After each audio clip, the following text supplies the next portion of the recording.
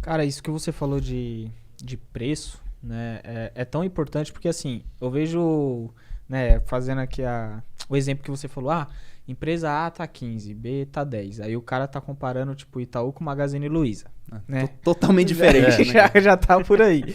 E outra coisa que muita gente tá falando sobre preço, né, hoje é sobre o Bitcoin, né? Eu lembro que, pô, eu conheci, assim, o próprio Bitcoin, né, ouvi falar, na verdade, em 2016 na faculdade, né? Que era um amigo nosso comum, o Felipe. Deve Mano, falar numa época boa. sim, eu lembro que o Bitcoin, se eu não me engano, tava 8 mil e pouco tempo depois chegou um 16, alguma coisa assim. Só que a gente Isso, tava isso já endividado. foi 2017 já. 17, então? É. Então foi A 2017. gente tava endividado, aí não dava pra investir. Aí não dava, aí não dava. E assim, aí falando ainda do Bitcoin, olhando hoje, né, eu vejo as pessoas falando, pô, Bitcoin tá caro, mesmo depois de toda a queda que teve. Eu falo, mano, em novembro, né, tipo, eu entrei em 70 mil, né, bateu 300 e poucos mil, e teve uma grande queda, né, e parece que as pessoas acabam se esquecendo, tipo, pô, em uma semana pode cair, sei lá, 20, 30%, né, que é normal, olhando o aspecto de criptomoedas como um todo. Tem queda até maior em intervalo Sim. assim, de uma semana. E aí o cara fala, não, tá muito caro, né? Hoje você olhando o Bitcoin, você fala, mano, tá caro, tá barato, tá num preço, entre aspas, justo. Eu acho que é legal a gente ver qual o preço do Bitcoin agora, porque esse negócio muda tanto, né? A gente pode estar gravando podcast aqui enquanto o Bitcoin tá, sei lá, É que né? o Bitcoin caiu porque você recusou o Guaraná, pegou a Coca. Pois é, né? Ele tá em 180 mil mais ou menos agora, tá em queda hoje aqui em real, né? Uns Hoje é dia de 5% aí de compra. queda. Mas a minha opinião sobre Bitcoin, só olhar o preço também não diz tanta coisa, né? Aí você pode falar, pô, mas o Bitcoin não é uma empresa que gera fluxo de caixa pra gente ver um preço lucro, um preço EBITDA, né? Não tem essa métrica, não, mas existem outras métricas e considerações a serem feitas sobre o Bitcoin. Porque o Bitcoin, o projeto dele é que ele seja uma moeda, né? Uma criptomoeda. Vai ser isso realmente? Eu tenho um certo ceticismo com essa questão dele ser usado de fato como uma moeda. Você pega, por exemplo, agora, El Salvador, que usa o dólar como moeda, também adotou o Bitcoin. Falou, olha, o Bitcoin agora ele tem que ser aceito nos estabelecimentos comerciais. Né? Vai ter curso forçado, só que o governo vai ajudar um pouco nisso, vai converter automaticamente, tem 90 dias para a lei começar a entrar em vigor. Mas em todo caso eu fico pensando, isso é muito interessante para o Bitcoin. Né? Um país falando, a gente aceita Bitcoin em tudo aqui agora. Você pode pagar seus impostos com Bitcoin. Se o Bitcoin valorizar, não tem ganho de capital. Porque quando o real se valoriza contra o dólar, a gente não paga imposto por conta disso. Mesma coisa vai acontecer lá. Então é bem efetivo. Mas eu fico imaginando se eu morasse lá. Eu posso pagar meu imposto em dólar, que está perdendo valor, porque não param de criar mais dólar, ou em Bitcoin, que ao longo do tempo só ganhou valor. Né? Tem uns intervalos curtos de desvalorização, mas tem subido muito de preço. Eu vou pagar com a moeda que está desvalorizando e vou entesourar, eu vou guardar a moeda que mais se valoriza. Então, posso pagar imposto com Bitcoin, mas não quero pagar imposto com Bitcoin. Vou contratar alguém para minha empresa. Eu posso remunerar o cara em Bitcoin. Mas imagina só se eu tivesse feito um contrato de trabalho com alguém para trabalhar para mim, eu falo pro cara, vou te pagar 1 Bitcoin ao ano. Que ano passado, né, tava em, sei lá, 100 mil e de repente bateu 300. O cara ficou 3 vezes mais caro na minha empresa. Então, ninguém vai assumir esse tipo de risco e usar o Bitcoin como unidade de conta. É muito volátil também. Então acaba que no final eu vejo o Bitcoin mais como uma reserva de valor, algo que você compra porque você espera que venha a se valorizar com o tempo para preservar o seu poder de compra. Esse é o primeiro ponto. E aí, por que uma reserva de valor, ela de fato, né, ela vai ser procurada pelas pessoas? Né? O ouro, por exemplo. O que o ouro tem que fez com que ao longo do tempo ele preservasse valor e ganhasse comparado com as moedas fiduciárias, fosse ficando cada vez mais caro? Você pega o ouro, ele é escasso, ele é aceito no mercado global, ele tem um longo histórico de aceitação, há milhares de anos o ouro é valioso.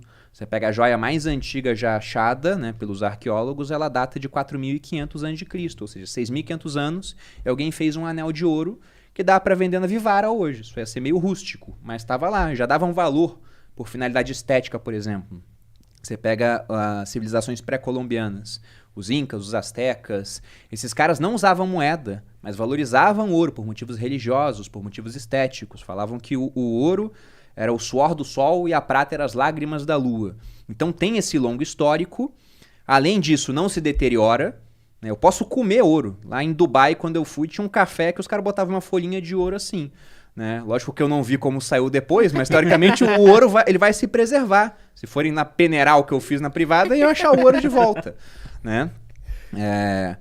E o último ponto é a questão de ter um certo valor intrínseco, que é um termo muito discutível, porque quando o pessoal fala de valor intrínseco, parece que tem uma bandeirinha falando, olha, essa água aqui tem que custar tanto, esse é o valor dela. A gente sabe que não, né?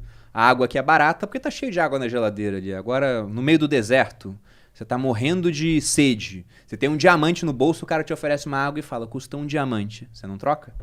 Então o valor da água subiu pra caramba. Se tem um valor intrínseco, não é tão legal. Mas na ausência de melhores palavras, vamos usar. E o ouro ele tem valor porque pode ser usado para uma série de coisas. O ouro conduz eletricidade muito bem. Você pega, sei lá, a Anitta, que a gente falou dela antes aqui de começar, né? Uma baita de uma artista. Você acha que a Anitta ela vai fazer um show, ela vai querer qual equipamento para isso? O melhor. E nos melhores equipamentos, muitas vezes, eles usam ouro para auxiliar na condutividade. Então, há muitos usos que você pode fazer para esse metal, desde muito tempo, principalmente estéticos. O Bitcoin tem todos esses fatores. Ele só peca em um fator, né? Ele é escasso, ele é aceito no mercado global. O longo histórico de aceitação dele é o que falta, mas isso também tem um ponto a ser apresentado.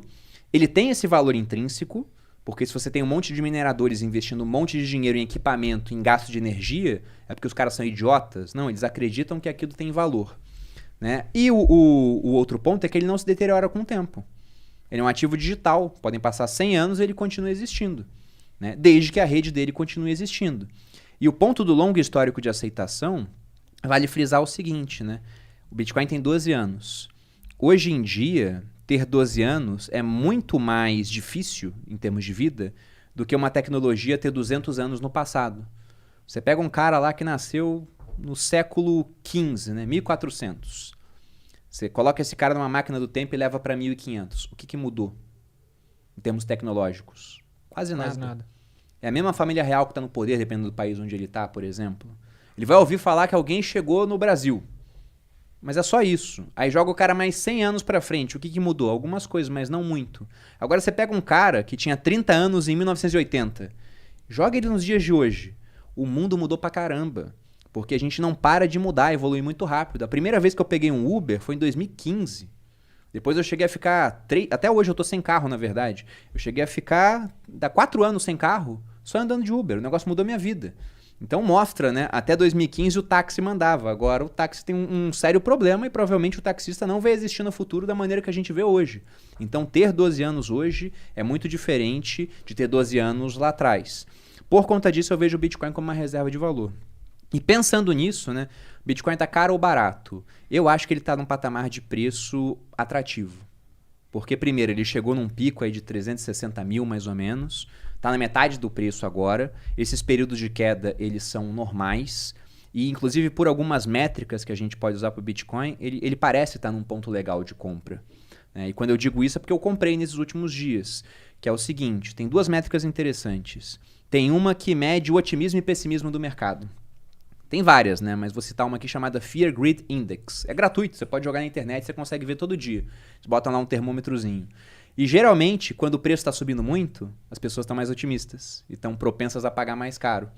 Quando o preço está caindo, o pessoal fica pessimista e está querendo vender. Quando na verdade devia ser o contrário, né? Então esse indicador é interessante para falar, ó, tá todo mundo muito otimista, evita comprar. Se tiver muito, até vende um pouquinho. Tá todo mundo muito pessimista, compra. Né? Ou evita de vender, porque geralmente depois do pico do pessimismo, o pessoal volta a ficar otimista com subida de preço. E a gente teve ao longo desse último mês alguns dos menores patamares em termos de otimismo do ano. Pessoal muito pessimista. E essas horas, historicamente, costumam ser boas para comprar.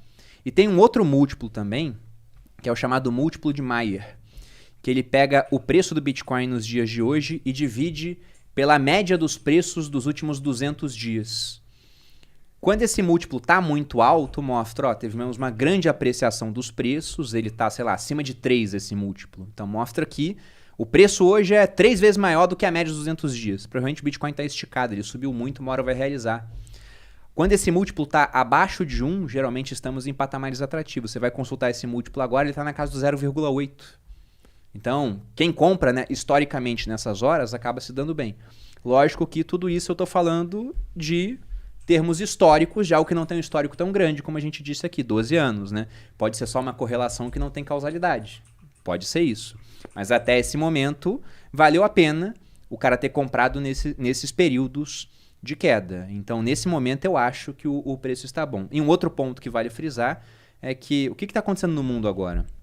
Com o dólar, por exemplo, né? De cada 4 dólares que você tem no mundo hoje, um foi produzido desde o começo da pandemia. Sim. E ainda querem aumentar mais a produção. Então, o que acontece se você cria um monte de dinheiro assim? Né? O preço dos ativos vai ficar mais alto. E dentre os ativos, o Bitcoin. Então, dá para falar que está caro, de fato, um negócio tão escasso assim, que só vai ter 21 milhões de unidades? Eu não acho que dá pra gente falar que está caro. A gente pode até falar que não está barato, né? Mas caro, não acho. Eu acho que você falou pontos importantes. Eu tinha sempre a dúvida de ele não ter passado pelo efeito Linde, mas você falou um ponto interessante agora. 12 anos hoje é muito diferente de 12 anos há 100 anos atrás, há 1000 anos atrás. Então faz sentido ser uma moeda que está reverberando aqui e está até hoje. Hoje você aconselha ter quantos por cento em carteira de Bitcoin? Na verdade, nem de Bitcoin, né? Se a gente for falar de reserva de valor, que eu acho que é uma funcionalidade legal que a gente tem que ter na carteira, ela vai ser composta por mais ativos além do Bitcoin, né? Sim, sim. Eu acho muito importante pontuar essa parte, né? Se a gente fosse pegar o Bitcoin isolado, ou vamos colocar criptomoedas, é que dentro das criptomoedas o Bitcoin hoje é a principal, né? Responsável pela maior fatia do mercado. Mas quanto menos você entender do assunto, menos você tem que ter. Esse é o ponto. Agora, tem até aquela frase do Buffett, não coloque seu dinheiro naquilo que você não entenda. Com todo respeito ao Buffett, né? Falei com ele hoje no WhatsApp. Brincando, acho que não. Mas com todo respeito ao Buffett, eu discordo dessa frase. E vou concordar com um cara que hoje é um detrator do Bitcoin, que é o Nassim Taleb. Ele defendia, hoje ele fala mal. Mas o Taleb fala que o entendimento é um substituto pobre para a convexidade.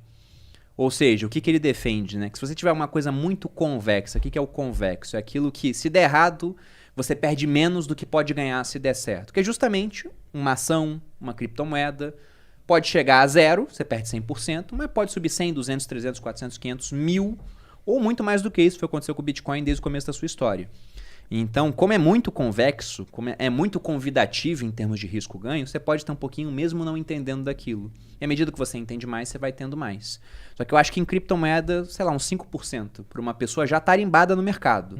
Se o cara falar para mim, não, tenho muito pouca ação para ter mais criptomoeda, esse percentual pode variar, mas aqui como a gente está falando de exemplo geral, uns 5%. E pensando em reserva de valor, que são aquelas características que a gente falou aqui, né? Escasso, não deteriorável, longo histórico de aceitação, né? Mercado mundial, valor intrínseco. Aí já entraria o ouro nessa história, que inclusive é uma reserva testada pelo tempo, como você usou o efeito Linde, né? Que é uma ideia que o Taleb traz num livro dele, de que aquilo que tem muito mais tempo de vida, provavelmente tem uma expectativa de vida maior no futuro comparado ao que não tem. Você pega, por exemplo, água. A gente bebe água desde que a espécie começou a existir. Até antes disso, considerando os antepassados. Então, no futuro, provavelmente continuaremos bebendo água. Já o Guaraná, para derrubar as cotações aí, né? A gente bebe há muito pouco tempo. Quer dizer que no futuro a gente vai continuar bebendo? A chance é menor. Pode ser que daqui a algum tempo o pessoal veja que não há sentido em beber água com açúcar e corante. Né? Pode acontecer. Então, o ouro, ele é muito mais reserva de valor do que o Bitcoin. Eu gosto de falar que o Bitcoin é uma provável, né, uma tentativa de reserva de valor. Eu não poderia falar que ele já é, né, porque falta esse longo histórico, apesar do ponto que a gente colocou aqui. Já o ouro, não. O ouro é uma reserva. Então, acho que você poderia ter no mínimo 10% da carteira nisso. 5% em ouro, 5% em Bitcoin. Enquanto estivermos nesse ciclo, né, nesse patamar do ciclo econômico, com juros no mundo negativos. O que eu quero dizer com juros negativos? Você pega aqui no Brasil, por exemplo. A Selic está subindo, está em 4,25 agora. Uma estimativa de acabar o ano acima de 6, passada pelo próprio Banco Central. Só que a inflação está em 8. Então você pega a conta aqui, né, juros e inflação, a gente vê que os juros reais estão em menos 2, né? Lá no final do ano, agora está em menos 4 quase. Então nós temos juros negativos aqui, os americanos têm juros negativos lá, inflação mais alta que juros. Na Europa a mesma coisa, no Japão a mesma coisa. Nesse patamar onde compensa menos investir em renda fixa, aí o pessoal pode correr para essas reservas de valor. Mas na hora que a inflação começar a ficar muito alta e que os bancos centrais elevarem os juros acima da inflação, aí todos os ativos de risco começam a sofrer e junto você também tem o sofrimento dessa reserva de valor. Basta pensar lá em 2016, quando você começou a investir. Você tinha um Tesouro Selic pagando 14%. Vai botar dinheiro em ouro que não paga nada? Não vai, né? Não faz sentido. Agora, hoje, aí você já começa a cogitar. Não, o ouro está subindo de preço, né? Você pega aí nos últimos anos tem subido. E aqui você tem juros menores que a inflação. Vale a pena colocar um pouquinho em ouro. Mas isso muda de acordo com o ciclo econômico. Falando de criptomoeda, você só tem Bitcoin? Eu tenho outras. A maior posição é o Bitcoin. Não tem comparação assim com as outras, né? Se eu fosse pegar a parte de criptomoedas e dividisse em 10 partes iguais, 9 seriam Bitcoin. Aí o restante seria dividido ali em outras criptomoedas. Mas a principal das outras é o Ether, né? Da rede do Ethereum. Sim. Entendo muito menos de Ethereum, E subiu bastante, de Ether né? do que do Bitcoin. Subiu mais do que o Bitcoin. Bitcoin. Não só ela, como várias outras. O que é uma característica também de como funciona a cabeça das pessoas. Porque elas vêm assim, igual você falou, você olha o preço de tela, caramba, o Bitcoin tá 180 mil reais, sendo que ele caiu 50%. Aí você vai olhar o Ether e, nossa, tá 10 mil. Tá muito mais barato. Então vou comprar essa aqui que tá mais barato e daqui a pouco vai que passa o Bitcoin. Como muita gente faz esse mesmo tipo de raciocínio, vai comprar Ether, vai comprar Dogecoin, vai comprar várias outras, o preço delas acaba subindo mais do que o Bitcoin depois que essa subida já começou. Só que quando cai também costuma cair mais. Mas eu acho o Ether interessante porque aquilo que o Bitcoin está fazendo com a moeda, a proposta do Ethereum é fazer com a internet. É descentralizar, né? Com DeFi, Decentralized Finance. Mas é um conceito bem mais complicado e que está começando agora. Então, dentro dessa classe de ativos que é altamente volátil, eu acho que o Bitcoin é aquela aposta mais segura, né? Mas não tão segura assim em termos de volatilidade, que eu digo. Mas eu gosto do Ether.